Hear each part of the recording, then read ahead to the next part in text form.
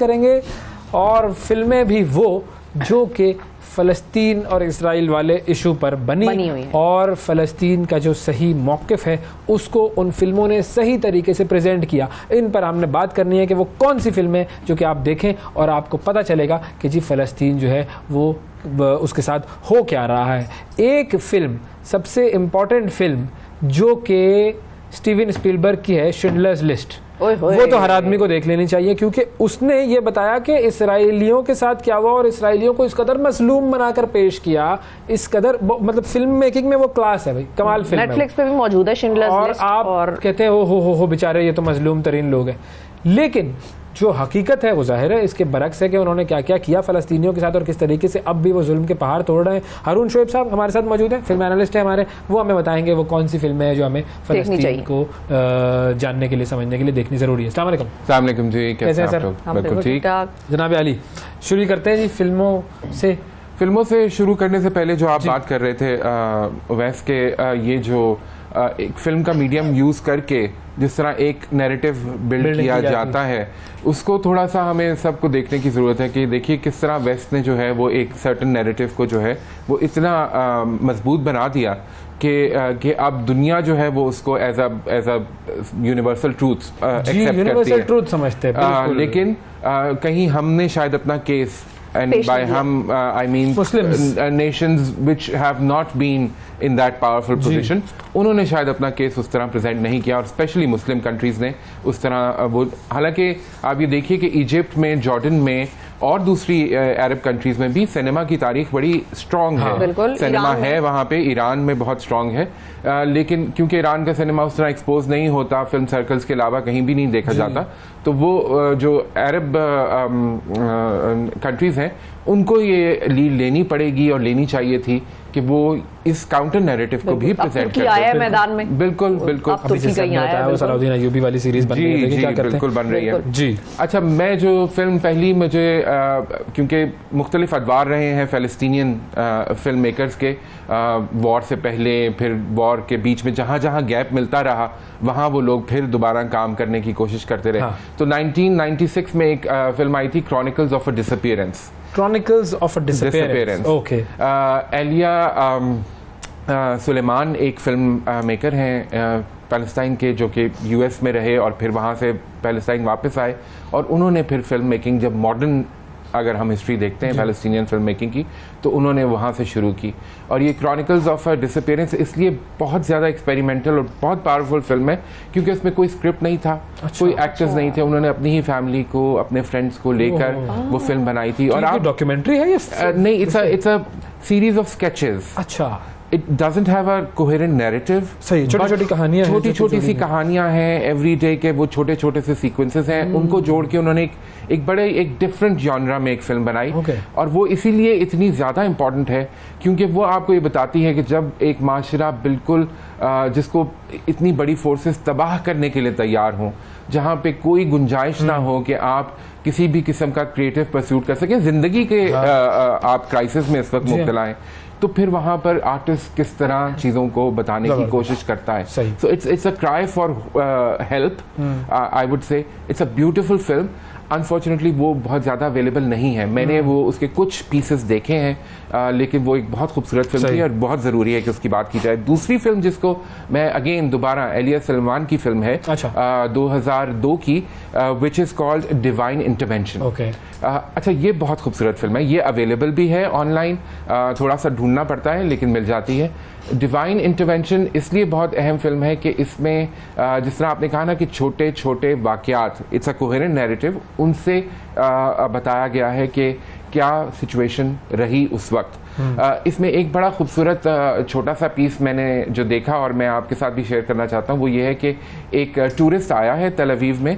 और वो जो है वो रास्ता कुछ पूछ रहा है और जो इस्राएली सोल्जर है उसको उस जगह का रास्ता नहीं मालूम, तो वो अपनी प्रिजन वैन में से एक पैलेस्टीनियन को निकालता है जिसकी आंखों पे पट्टी बंधी हुई है और उससे कहता है कि बताओ इस गली तक किस तरह जाएंगे।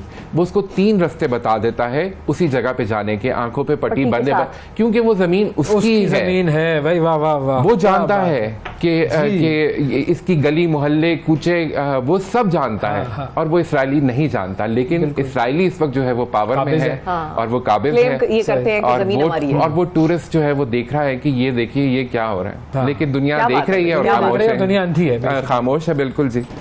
अगली फिल्म पैराडाइज नाउ, बड़ी मशहूर फिल्म, बड़ी मशहूर 2006 की फिल्म है और ये बताती है कि किस तरह पैलेस्टीनियन यूथ जो है वो इतनी फ्रस्ट्रेटेड है कि वो अपनी जान की परवाह किए बगैर, 2 दोस्त हैं सईद और खालिद जो कि सुसाइड बॉम्बर्स बनकर जाते हैं, लेकिन फिर वो जब देखते हैं वो जिस बस को अटैक करने जा रहे हैं उस बस में एक माँ और एक बच्ची को वो देख लेते हैं और फिर वहां से वो हट जाते हैं, वो हट जाते हैं क्योंकि वो ये समझते हैं कि शायद ये दुरुस्त नहीं होगा इंसानियत के लिहाज से। लेकिन आप ये देखिए कि ये भी कितनी खूबसूरत फिल्म है, it's a widely acclaimed film, जिस तरह आप कह रहे हैं कि it's a very well known Palestinian film. और पहली दफ़ा ये जो एक इशू है कि किस तरह हालात जो है इंसान को इस मुकाम तक ले जाते हैं और फिर भी इंसानियत को अगर इंसान पकड़े रहे तो ये बहुत बड़ी बात है। जबकि आज बच्चे मर रहे हैं, उनकी रोज बच्चे मर रहे हैं और खून के आंसू हो रहा है वीडियोस देख के, लेकिन जो मार रहे हैं उनको बर्बरियत का जो मुजाहरा कर रहे हैं उनके कानों पर जूं तक नहीं रहेंगे। बिल्कुल इसी तरह। अच्छा, ये इस पे क्योंकि ये ऑस्कर के लिए नॉमिनेटेड भी थी film best foreign language film में, तो इसके ऊपर थोड़ी सी बात कर लेते हैं जो ऑस्कर्स का रवैया रहा है पैलेस्टीनियन फिल्मों के साथ। तो उसमें यह है कि जी वो कभी उसको पैलेस्टीनियन टेरिटरी की फिल्म कहते हैं क्योंकि वो कहते हैं कि गवर्नमेंट जमा कराए, तो वो जाहिर है पैलेस्टीनियन गवर्नमेंट बहुत अरसे तक तो रिकग्नाइज ही नहीं हो रही थी, तो वो पैलेस्टीनियन फिल्मों की एंट्री लेते नहीं थे। लेकिन वो फिल्में अपने कंटेंट में इतनी स्ट्रांग थी कि वो उनको बिल्कुल इग्नोर भी नहीं कर सकते। तो वो कभी उसको पैलेस्टीनियन टेरिटरी कहते थे, वो कभी उसको पैलेस्टीनियन अथॉरिटी की सबमिशन कहते थे। अब फिर बीच में एक दफ़ा उन्होंने पैलेस्टीनियन फिल्म के तौर पर भी उसको एक्सेप्ट करने की कोशिश की, लेकिन ऑस्कर में भी लॉबीज का आपको पता ही है, पूरी दुनिया का नैरेटिव जो कंट्रोल करता है वो भी आपको पता है। तो वो फिर वो अभी तक एक स्ट्रगल है पैलेस्टीनियन फिल्म मेकर्स के लिए। अच्छा, एक और फिल्म जिसका मैं जिक्र करना चाहूंगा 2013 की फिल्म है उमर। अच्छा। ये अवेलेबल भी है, नेटफ्लिक्स पे भी है, ये भी एक देखने से ताल्लुक रखती है फिल्म। ये एक लड़के की कहानी है जो क्योंकि आपको पता है पैलेस्टाइन में इजराइल तो हम कहेंगे नहीं, तो वो उसमें मुख्तलिफ दीवारें उन्होंने बना दी हैं, कहीं बाब वाइज लगी हैं जहाँ से क्रॉस करना पैलेस्टीनियंस के लिए बहुत मुश्किल है। तो उसका जो लव इंटरेस्ट है, क्योंकि मोहब्बत तो जो है वो हर जगह होती है, जंग के माहौल में भी हो सकती है, तो वो जो लव इंटरेस्ट है वो रहती है दूसरी साइड पे। तो वो उसको क्रॉस करने की कोशिश करता है, उससे मिलने के लिए जाता है, उनकी मुलाकातें रहती हैं, लेकिन एक दफ़ा वो पकड़ा जाता है और उसको जाहिर है वो जो इजरायली फ़ौज के अहलकार होते हैं वो बहुत जलील करते हैं, तो उसके ऊपर वो जो है ना वो उसका दिल बदल जाता है। और फिर ये आप देखिए कि जब जुल्म होता है तो किस तरह फिर इंसान जो है वो एक साइकिल में फंस जाता है, फिर वो उसमें फंसा रहता है और वो उसकी ज़िंदगी बिल्कुल एक डिफरेंट डगर पे चली जाती है। तो it's a beautiful film Umar, it's available on Netflix. तो जिनके पास भी अभी ये भी बड़े मजे की बात है कि अब आप अचानक से देखिए कि नेटफ्लिक्स पे पैलेस्टीनियन फिल्में काफी सारी जो है वो निकल रही हैं। हमने इसीलिए सेगमेंट किया कि आप बिल्कुल। लेकिन ऐसा तो नहीं होगा कि कुछ अरसे में जितना अगर उनको पता चल गया कि भाई ये तो पैलेस्टीनियन फिल्में बहुत सर्च हो रही हैं, देखी जा रही हैं, तो वो उसको भी कर सकते हैं और दूसरा नैरेटिव भी ला सकते हैं, क्योंकि आपको पता है कि ये सारे प्लेटफॉर्म्स जो हैं वो कंट्रोल किस तरह होते हैं और वो किस तरह अपनी मर्जी का कंटेंट पुश करते हैं, तो वो बिल्कुल होगा। अच्छा, एक फिल्म जो अभी रिसेंटली 2017 की फिल्म है सर्वाइविंग शजिया।